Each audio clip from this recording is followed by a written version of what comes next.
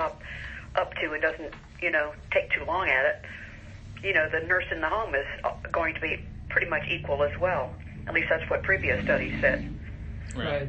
I think that the companies have been especially the CSL Behring has been very keen to say that, everyone's got to be on sub-Q. Frankly, if it was me, I'd rather be on IV any day in the week. It's once a week. I mean, it's once a month, for goodness sakes. You want to do anything once a week? Yeah. Most people don't want to do anything once a week. Every Sunday for an hour and a half, come on. That's a nuisance. Yeah. So that takes almost an hour and a half for the sub-Q product to be administered? Yeah, about an hour and a half, the setup time. Oh, wow. It's kind of annoying. Yeah. Yeah. Are companies really offering any nurse support for even sub-Q therapies? Well, you're taught in the home. The nurse comes to the home and shows everyone how to do it. I think you get 3 visits, and then you're supposed to be on your own. Oh, okay. Yeah. I see. Are as far as support programs like nurse support, I mean, is there anything that patients are continually looking for that isn't currently available right now? What do you mean? So any sort of patient support, whether it's additional financial support or what we had just touched on with the at-home nurse support that obviously has a sort of a cap on the number of visits. Is there anything that patients are still looking for that isn't being provided right now? I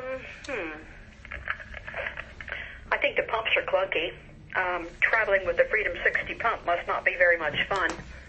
Mm-hmm.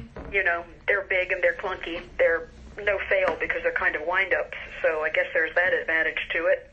Mm-hmm. What else do the people want at home? Well, we have lots of literature around. They can get lots of literature, so I don't think they need anything else written down. Some of them keep their log numbers. Most don't, I would say. Most don't want to bother. Yeah.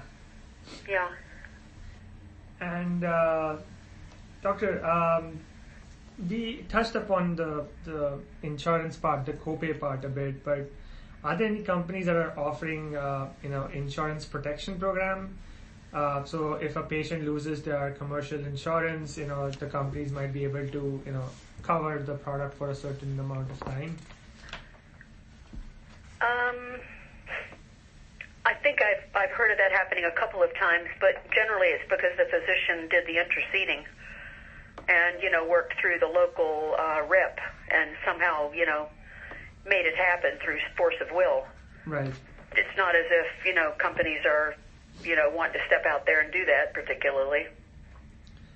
So for example, if a product like Qvitry or Gamunex C might have that protection program, do you think that would encourage you to prescribe that product in case there might be a situation in the future? God forbid that doesn't happen, but in case. You mean if I knew a company had that policy? Yeah. Maybe. Okay.